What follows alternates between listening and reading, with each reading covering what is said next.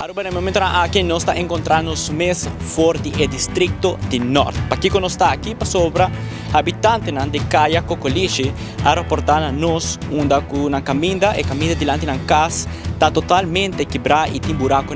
grande. Pues nós está fazendo chamado na nosso amigo de DEWE caminho que sempre ora nos trece a situação de problema aqui sempre está pondo mão na obra e está busca a solução para qualquer pessoa, qualquer distrito que nos reportar que tem buraco grande ou qualquer incidente que está cai para o departamento de DEWE sempre na sua direita é aqui. Pues awe está toca e habitante de Caia Cocoliche não está nesse momento aqui reportando uma situação onde a população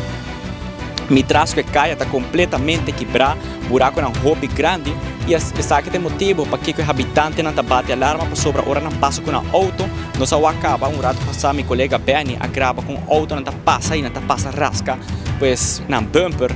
na acera mirando que tem pues buraco na roupa profundo e esse aqui tem motivo para que nós aqui passina não podemos buscar uma solução e direita e caminha aqui na Caia Cocoliche não está nesse momento aqui. Nós lo monitorear a situação aqui de cerca, pois se não bem direito caminho, nós lo traz update para assinar a que dá para informar através de señal de 24hora.com. Com o camarógrafo, atrás de câmera, bem ali, meu nome é Carlos Gedala, para 24hora.com, agora não olvidar que nós, tá é para mim, de notícia.